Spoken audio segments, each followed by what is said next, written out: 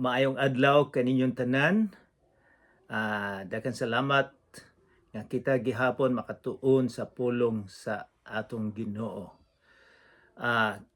Sa usang adlaw maoy among diri sa Canada, maoy among Canada Day, murag Independence Day. So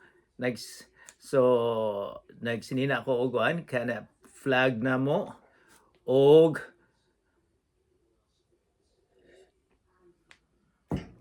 gigamit po na ako ang sign sa Canada. Apan kanang tanan dili ka importante. Importante nga kita makatuon sa balaang pulong. So kumusta mong tanan dinha? Hinaot po ta nga ang Ginoo kanunay magauban kanato ang atong pagtuon aron nga atong mahibaw-an kung kinsa si Jesus, unsay iyang purpose, unsay iyang tuyo nga gipadala man siya dinhi sa Amahan, o atong mahibawan usab kung unsa kadako sa iyang gugma. Ang iyang gugma kanato dili lisod nga maeksplikar. So gusto lang ko magpasalamat sa tanan nga mitabang kanato og sa dili pa kita magsugod atong hangyon ang Ginoo nga maoy atong teacher karon nga maoy mo abri sa atong kasing-kasing. So ayaw mo huna-huna nga kining atong Bible study nga sa sinulat ni Marcos nga mahimo kamong membro sa usa ka relihiyon kundili nga aduna kitay relasyon sa atong Ginoong Jesucristo. So magampo kita. Amahan namong langit nun. Ikaw lang ang among hope. Ikaw lang ang among pag-asa sa among kaluwasan. Ginoo, hinaot po ta nga karon among masabtan kung unsa kadako, kalalum, kalapad sa imong gugma kanamo. Kay ikaw gaantos imong gihatag ang imong kinabuhi. Ginoo, bisan pa og kining istorya karon nga gisulat ni Marcos nga kabisado na namo, nadungog na namo ang kinabuhi ni Jesus, ang iyang pagpalansang sa cross. Ginoo, hinaot po ang kini bag-o gyapon sa among kasing-kasing, sa among panghuna-huna karon. Ubanay kami abriha ang among tagsa ka kasing-kasing. Sa ngalan ni Jesus nga among manluluwas. Amen. Karong adlaw naagihapon kita sa sinulat ni Marcos kapitulo 15. O sa atong naandan nga kita mag-review kung hain kita gikan. Pananglitan. Sa atong pagtuon sa pagsugod sa kapitulo 15 o sa wala pa ang kapitulo 15, 14 pa, si Jesus dito nagampo sa bukid sa Olivo.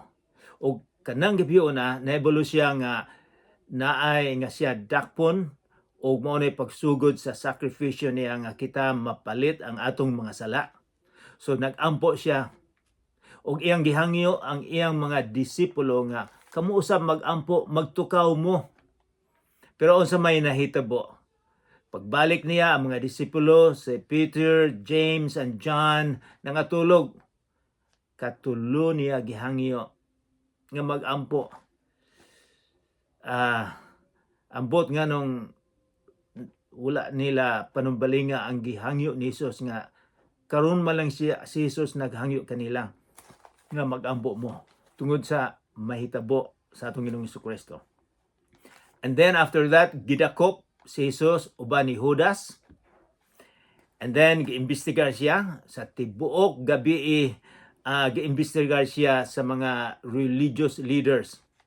Nga unta ang investigasyon dili gabi kundi adlaw, mao ilang patakaran, pero sa panahon ni Jesus ilang giimbestigar og gabi. And then gihukman nila, gisentensyaan nga siya patyon. Apan wala sila katungod sa pagpatay. Kay ang mga Roman government, ang gobyerno sa Roma, nga under sila, wala sila tuguti nga maghatag og kamatayon. Maghatag nga ang usa ka tawo patyon. So, ang makahatag lang og desisyon sa kamatayon, sa capital punishment, mao ang gobernador sa Roma. Ang gobernador, ang representante sa Roma, siya lang. So gidala siya ni Pilato. O dito na pressure kayo si Pilato nga hukman ang atong Ginoong Kristo. Gusto unta niya nga papilion sila kung kinsay ilang i-release ang usaba ka bantugan nga kriminal, si Barabbas o si Jesus. Pero ang gipili sa mga religious leaders kay gusto gid ang patyon si Jesus, si Barabbas ang criminal ang makagwa, si Jesus ang patyon. And then gikastigo si Jesus, gilatigo si Augusto. Atong nakita, atong nabawan nga kining mga Romano kung maglatigo dili lang gamay nga latigo, pero ang latigo nila, ang tumoy adunay bildo, adunay mga bato, adunay mga lansang, aron nga kung maigo ka dinhi ang imong panit makuha. So maunay nahitabo sa atong Ginoong Kristo. So wala pa siya ilansang, wala pa siya magpasan, nagkadugo na siya. Kadaghanan sa mga priso ingon ani nga kastigo mamatay. So si Jesus wala namatay. So mao toy atong gitun-an sa usang semana. Karon mo atong we will try na atong humanon ang kapitulo 15. So basahon nato guys, abrihan ninyo ang inyong Bible sa sinulat ni Marcos kapitulo 21. So ang Bible, ang New Testament, nagkasugod ng Matthew then Marcos. So ikaduhang libro sa New Testament si Marcos. Dili na to malimtan nga ang informasyon ni Marcos galing ni San Pedro. So muadto kita sa versikulo 21. Si Jesus gilansang sa cross. Samtang naglakaw sila, gisugat nila ang usa ka tawo, gikasugat nila ang usa ka tawo nga ginganlag Simon nga taga Siren, amahan ni Alejandro ug ni Rufo. Mao pagayoy pag-abot niya sa syudad gikan sa laing dapit ug gipugos nila siya sa pagpas-an sa cross. Okay. Ato sang istorya ang background. Sa ilang panahon, 2000 na katuig karon. Kung ikaw masentensyaan nga patyon, ipas-an nimo ang balabag. Ang nahitabo gud ani, ang tinuod wala gipas-an ni Hesus ang cross. Ang poste permanente lang. Ang poste nga daplin sa dalan, nga dako ginang dalan, nga daghang taong makakita, permanente na. Pero ang gibalabag nga mga 50, 60 ka kilo, mao imong pas-anon. So, mao ni gipas-an sa atong Ginoong Kristo. So, iparade kanila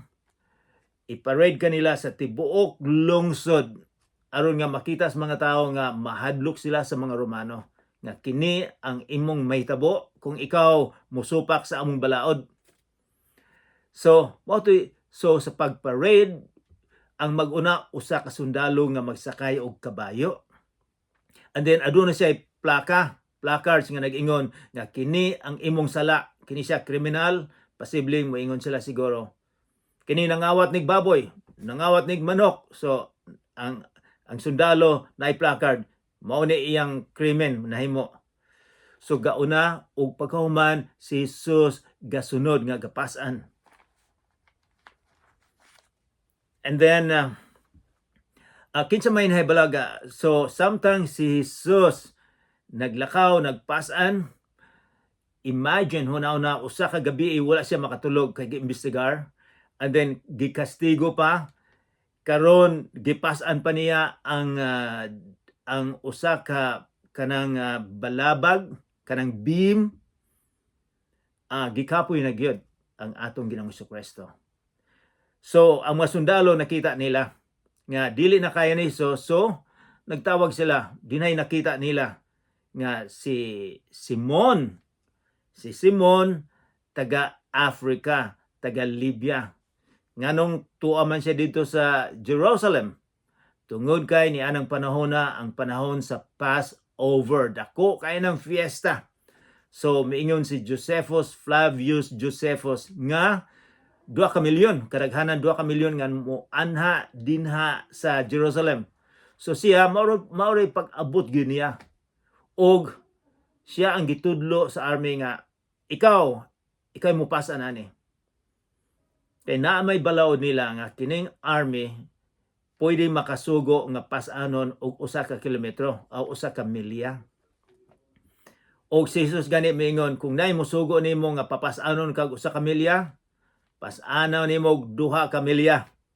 So unsa man siroy gibati ni Simon nga bago gani siyang abot lang sa Jerusalem, paghuman mao ni iyang nakuha. Siguro ni anang panahon na miingon siya, kalisod naman sa akong kinabuhi, bago pa gani ko. Karon nagapasan ako. Apan nahibalo ba mo mga kaigsuonan nga gisulat gyud ni Marcos kung kinsay iyang mga anak, si Alejandro ug si Rufo. Posible nga sila nahimong Kristiyanos.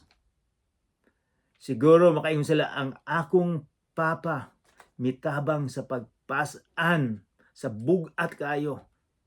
Gipasan niya, gitabangan niya si Jesus. Pero niining istorya nato, 2 ka Simon. Kay bulo ka ang ngalan ni Simon sa Griego, Pedro. So 2 ni ka Pedro. Ang usang Pedro mitabang sa pagpasan. Ang usang Pedro nahadlok, nanago. Usa sa iyang disipulo wala magpakita. Silang tanan hadlok. So and then basahon na to. Verse 22, gidala nila si Jesus ngadto sa usa ka dapit nga ginganlag Golgotha. Nga sa ato pa ang dapit sa Calavera. Golgotha sa ilang sinultian mao ang Calavera. Sa pag-adto na mo sa Israel, dinay ilang gitudlo nga murag bukid nga kung tan-aw nimo sa usa ka anggulo murag Calavera. So mingon sila posible dinhi gilansang si Jesus. And then og didto misulay sila paghatag kaniya, versikulo 23, og didto misulay sila sa paghatag kaniya og bino og sinagulag mera apan midumili si Jesus pag inom niini. So unsa maning versikulo 23 matingala kita nga gihatagan si Jesus na ana siya sa cross, pero gihatagan siya og bino, sinagulag mera. Nahibulo ba mo nga kung ako adunay problema sa tango mo atog dentista, manervyos ko gusto. Kay kung makita na ako ng injection, usa nila kuhaon ang imong tango or adunay root canal, ayuhon ang imong tango, injectionan kanila para dili nimo mabati. So dako kay ng syringe, dako kay ng dagom. Apan karong bag-o diri na sila ipunas para nga kung i-injection nila ani mo walay sakit.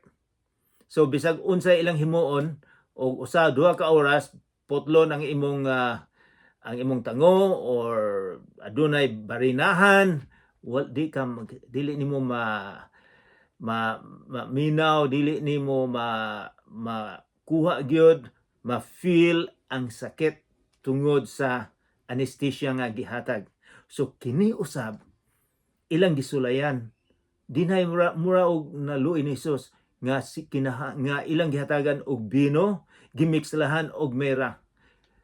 Kini siya makatabang kung sakit kaayo na, kung imo ning imnon, mura kag mahubog, dili ka makahibalo nga sakit na dahil kaayo.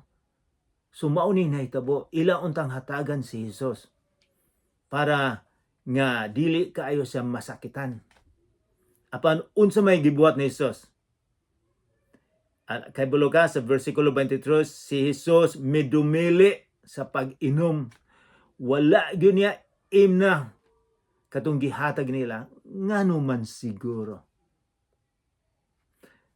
Ikaw ako, kung wala si Hesus nagpakamatay sa Kalbaryo, dili kita maluwas. Gusto nahibalo si Hesus nga wala nay laing plano. Wala nay laing plano nga ikaw ako maluwas. Kay ikaw ako ang ato unta nga sentensya. Si Hesus gisentensyahan og kamatayon. Kita usab tungod sa atong sala nga nakuha nato ni Adan ug ni Eva. Kita unta makatilaw og impyerno. Makatilaw kita kasuko sa amahan. Apan tungod sa gugma sa amahan, iyang gipadala ang iyang bugtong nga anak. Aron nga ang bugtong nga anak si Jesus maoy mag-suffer, maoy mag-antos sa imuha ug sa ako. Aron nga ikaw ako malimpyuhan sa atong sala. Wala kitay nahimo aron nga kita maluwas. Wala. Si Jesus lamang ang nagpakamatay sa imo ug sa ako. Daghang mga leader dinhi sa kalibutan, daghang mga leader sa mga relihiyon, apan bisag usa kanila wala magpakamatay sa imuhang sala ug sa akong sala. Mangutana ako, kinsa may imong tuuhan? Kanang mga tawo nga maayo lang musulti, apan wala magpakamatay sa imo, ha? Mutuo ba kita ni anang mga tawhana? Usahay, mutuo ba kita sa atong relihiyon o sa atong Ginoong Hesukristo? So mao na ang atong Ginoong si Jesus sa wala pa buhata ang kalibutan, maunay plano nga tungod lang sa dugo sa atong Ginoong Hesukristo nga kita malimpyuhan, nga kita dili maimpyerno, dili kita makatilaw sa suko sa amahan.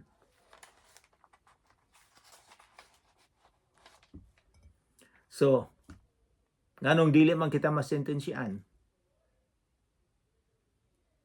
Tungod sa gibuhat sa atong Ginoong Hesukristo.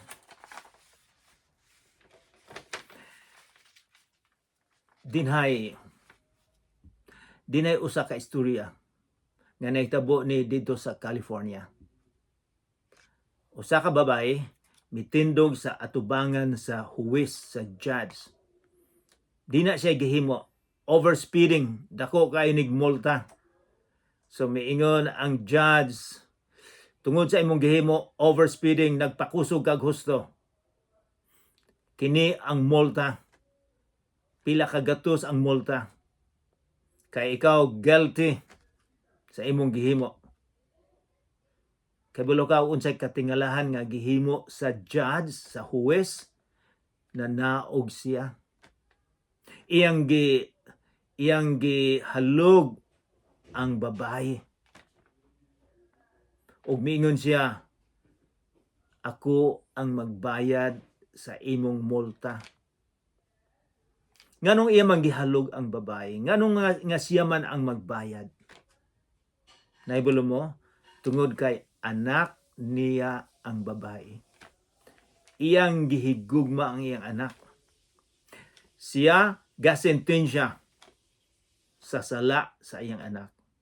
Apan tungod kay gimahal niya ang iyang anak, siya ang nagbayad sa sentensya, siya ang gahatag og sentensya, siya ang gabayad sa sentensya. Mao nay gihimo sa atong Ginoo nga kita unta gisentensyaan sa impierno apan tungod sa dako kaayo niyang gugma na naog siya dinhi sa kalibutan, iyang gihatag ang iyang bugtong nga anak aron nga ikaw ug ako maluwas. Siya ang nagbayad sa atong sala, dili ikaw. So maunay gihimo sa atong Ginoong Hesukristo.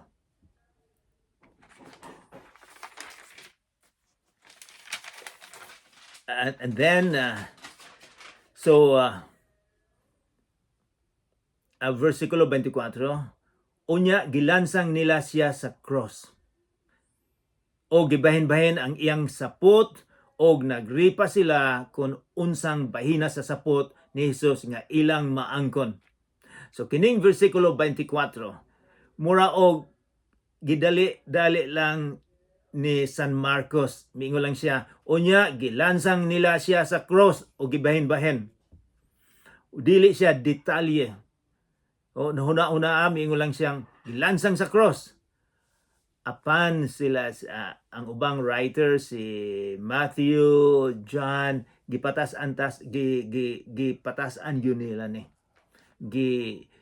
Detalye nila kung unsay nahitabo sa atong Ginoong Hesukristo.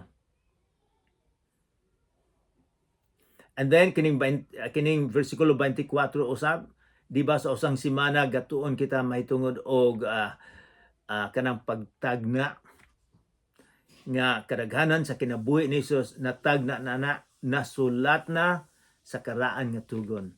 So kini ang fulfillment. Kini ingon nga gibahin-bahin ang sapot, nasulat na usab ni sa karaan nga tugon. So ang gisulti sa karaan nga tugon maugi masunod. And then verse 25, alas 9 kadto sa buntag, sa dihang gilansang nila si Jesus sa cross. Naay daghang mga tawo karon sa kalibutan, daghang mga relihiyon nga dili motuo nga si Jesus gilansang sa cross. Miingon sila, gilipat man lang na sila sa amahan. Si Jesus yun, wala nagpalansang. Buhi lang na siya. So daghang mga relihiyon nga miingon wala namatay si Jesus. Dinhi si Marcos miingon siya alas 9 kadto. Naibulo siya unsang orasa gyud. And then ang sumbong nga nahisulat sa karatula mao kini ang hari sa mga Hudiyo, that is verse 26. Verse 27, may duha usab ka tulisan nga ilang gilansang sa mga cross uban ni Jesus. Ang usa sa iyang tuo ug ang usa sa iyang wala. Wala kayo ni isulti ni San Marcos. Apan sa sinulat ni Juan, Matthew, Lucas, gisulti ni may tugon ning duha ka tulisan. Ang usa sa tuo, ang usa sa wala. Unsa may nahitaboan ni? Kining duha ka tulisan, mga criminal gyud ni sila. Convicted sila nga sila criminal. Si Jesus wala. Walay krimen. So unsa may istorya ni ining duha? Kining duha mga kriminal.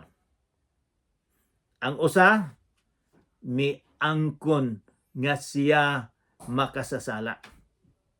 O mituo og misalig siya nga si Jesus makapalimpyo sa iyang sala.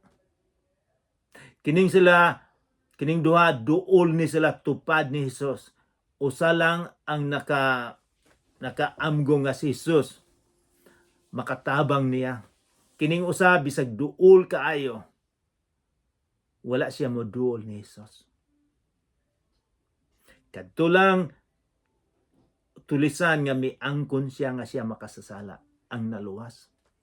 Unsay giingon ni Jesus Miingon siya, kung asa ka mo adto, dalhon mo ako. Miangkon siya nga si Jesus, He is powerful, nga mabuhi ang atong Ginoong Kristo. Miingon siya, dalhon nimo ko. Kay bulog ag unsay sulti ni Jesus? Karong adlawa, ako kang dalhon, makauban ka nako sa akong lugar. Naluwas siya. Naluwas siya sa impyerno. Ang usa bisag duol kaayo, wala naluwas. So unsa may atong makuha ani? Posible ba nga kita relihiyoso kaayo? Daghag ampo, bisag kinsay ampuan, apan wala di ay si Kristo sa atong kasing-kasing. Wala di ay kita muanggon nga kita makasasala. Wala nato makita nga si Jesus lamang ang makapalimpyo kanato. Ang usa naluwas, ang usa wala. So mao ni importante kaayo nga atong nga atong mahibaw-an. Ang usa mituo nga aduna gyapon siya paglaom sa kinabuhi, bisag nagkasayop siya sa kinabuhi, aduna gyapon siya paglaom. Bisag dili ni sa kalibutan, sa sunod sa kalibutan, sa sunod nga kalibutan, aduna siya paglaom. So kung ikaw ako nagkasala, aduna gyapon paglaom. Kung ikaw moduol, kung ikaw ako moduol sa atong Ginoong Kristo.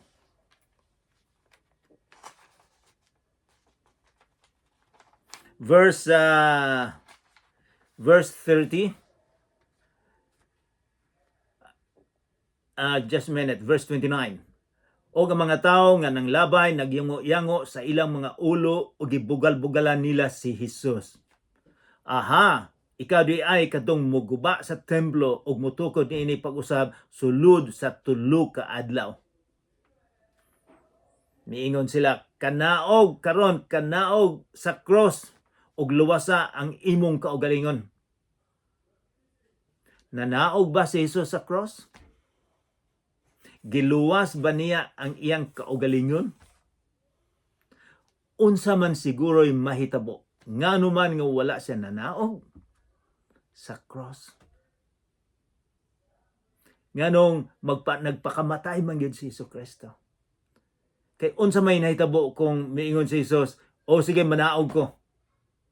Luwason ako ang akong kaugalingon. Ikaw ako dili maluwas. So nagpabilin siya didto sa cross tungod sa imuha ug sa ako. And then atong tan-awon ang naay famous o bantugan nga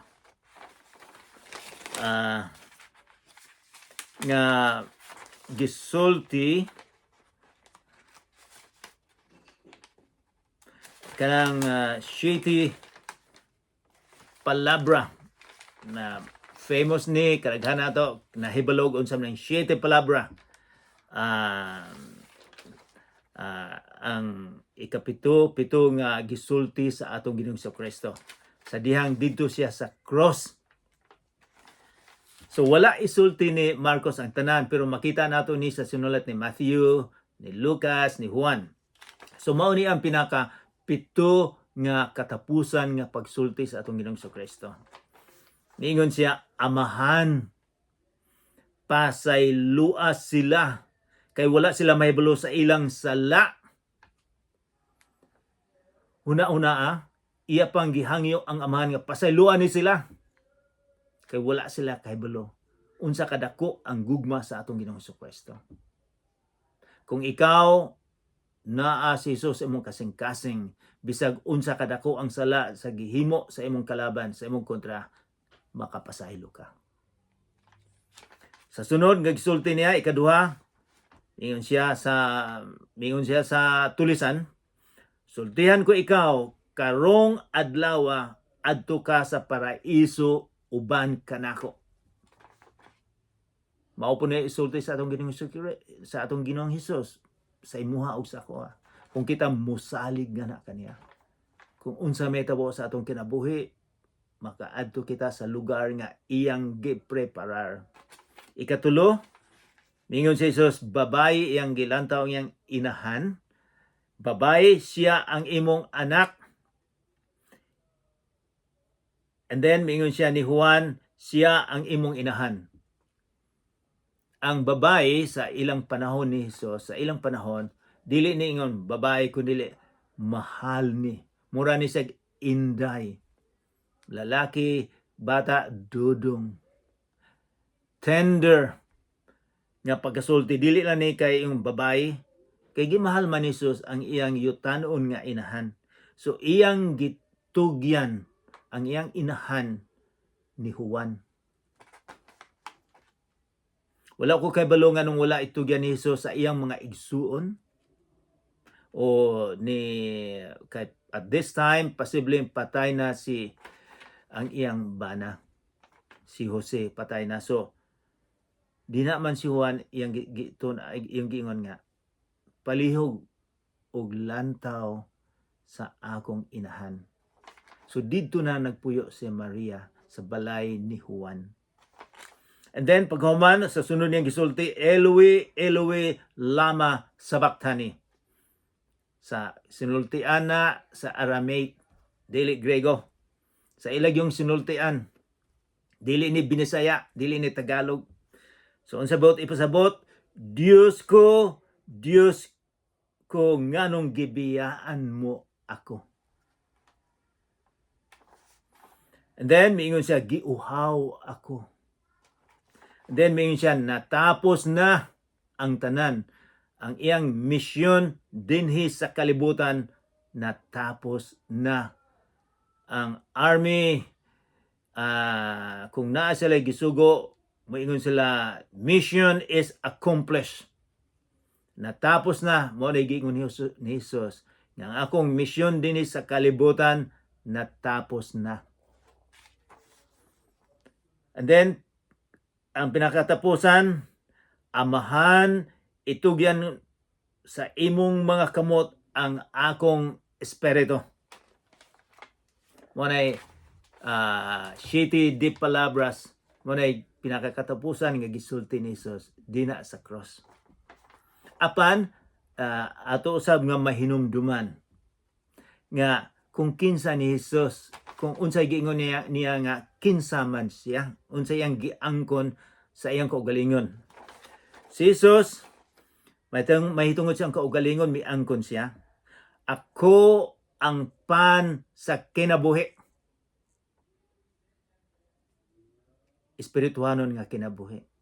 Miingon usab si Jesus, ako ang suga sa kalibutan. Miingon usab siya, ako ang maayong magbalantay. And then miingon usab siya, ako ang pagkabanhaw o kinabuhi nga walay katapusan. Then si Jesus miingon usab, ako ang dalan, kamatuoran o kinabuhi nga walay katapusan.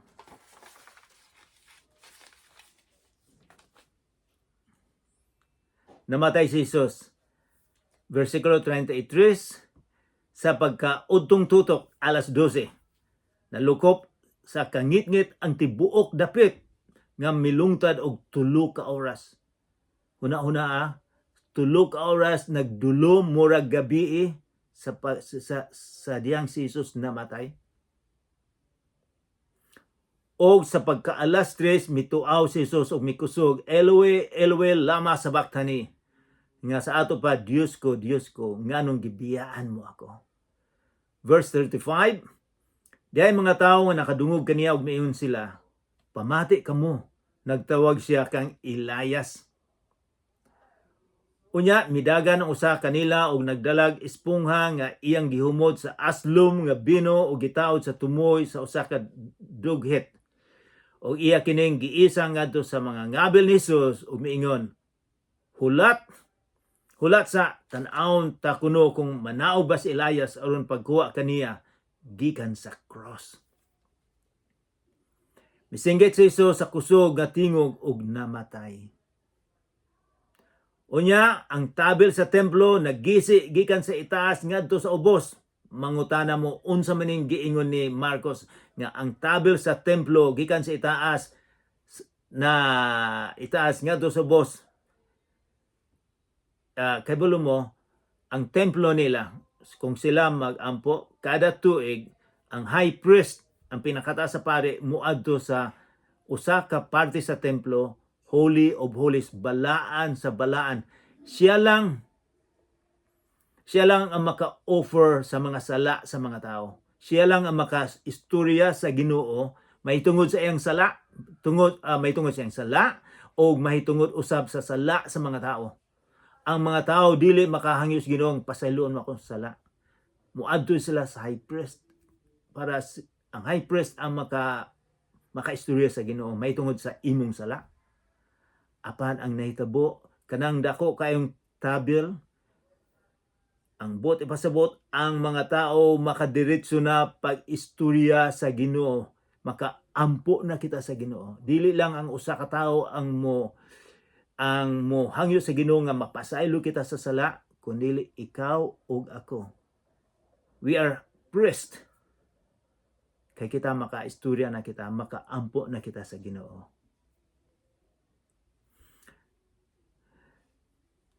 Verse 39, ang kapitan sa mga sundalo nagbarog sa atubangan sa cross. Nakita niya ang pagkamatay ni Hesus ug miingon siya, tinuod gayud nga kining tawhana anak sa Dios. So posible nga kining kapitan nga sundalo, siya ang unang na-converter sa pagkamatay ni Hesus. Ang pinaka-last, mao katong kawatan nga na-converter sa atong Ginoong Jesucristo nga miduol. Verse 40, didto may pipila usab ka babae nga nagpalayo. Uban kanila si Salome, si Maria Magdalena, ug si Maria nga inahan sa batanong Santiago ug ni Jose. Hain man ang mga lalaki, mga disipulo nga misaad nga kung unsay mahitabo nimo kami magpakamatay usab, hain man sila. Ang mga babae nga nagsilbi, nag-alagad sa atong Ginoong Jesucristo didto gyud sa iyang pagkamatay.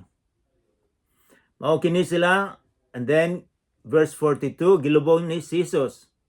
Sa hapit na mosalop ang adlaw, sa bespera sa adlawng igpapahulay, miabot si Jose nga taga Arimatea, usa ka tinamod nga sakop sa labang hukmanan ug nagpaabot usab sa paghari sa Dios. Nagpaabot siya sa Misaya. Kini siya sikat, membro ni sa Sanhedrin, membro ni siya sa Kongreso. Apan sekreto lang siya nga sumusunod ni Jesus. Gipangahas ni Jose ang pagatubang kang Pilato aron pangayoon ang patayng lawas ni Jesus. Naibolong si Pilato, versikulo 44, sa paggabati niya nga si Jesus patay na di ay. Iyang gipatawag ang kapitan o gipangutana kung taod-taod na bang patay si Jesus. Sa pagkadungog ni sa versikulo 45, sa pagkadungog ni Pilato sa taho o balita sa kapitan, gitugutan niya si Jose sa pagkuha sa lawas ni Jesus. Ipalit si Jose og panapton nga lino o gikuha niya ang lawas. Giputos niya kini sa panaptong lino o gipahimutang sa usa ka lubnganan nga gibangag sa pangpang nga bato. Nakita namo ni sa pag-adto namo sa Jerusalem. Unya giligid niya ang usa ka bato aron itabon sa pultahan sa atubangan. Si Maria Magdalena, versikulo 47, si Maria Magdalena ug si Maria nga ina ni Jose nagtan-aw diin nila ilubong si Jesus. So maunay katapusan sa versikulo sa kapitulo 15. Karon unsa may atong makuha ani? Unsa may atong makuha sa pagkamatay sa atong Ginoong Jesucristo? Atong mahibaw-an nga tungod sa dako kaayong gugma sa Ginoo sa imuha ug sa ako, iyang gihatag ang iyang bugtong nga anak aron nga ikaw ako sa atong pagtuo, pagsalig, makabaton kita kinabuhi nga walay katapusan. Dili sa atong relihiyon, kundili sa atong dakong pagsalig, pagtuo nga ang gihimo ni Jesus sa Kalbaryo makapalinis kanato. So ang kaluwasan dili imuha, wala kay gihimo. Si Jesus lamang ang naghimo sa imong kaluwasan. Unsa may imong buhaton? Sa cross, ang usa wala mosalig ni Jesus. Ang usa nga kriminal miingon nga kita makasasala, iyang gihango si Jesus nga muuban siya. Si Jesus nagpasalig dayon karong adlaw muadto kita sa among lugar. So dako kayong paglaom kung ikaw ako makasasala. Dili na maong katapusan sa tong kinabuhi. Si Jesus nagsulat pa kung unsay atong kinabuhi. Aduna kitay paglaom, pag-asa sa kinabuhi. Mag-ampo kita. Amahan namong langit nun, daghang salamat nga ikaw nagpakamatay sa Kalbaryo. Tudloi kami Ginoo nga mosalig nga na kanimo. Hatagan untag dako kayong bili ang imong gihimo. Ginoo, pasayloa kami sa among mga sala. Tudloi kami sa pagduol nga na kanimo. Sa ngalan ni Jesus nga among manluluwas. Amen.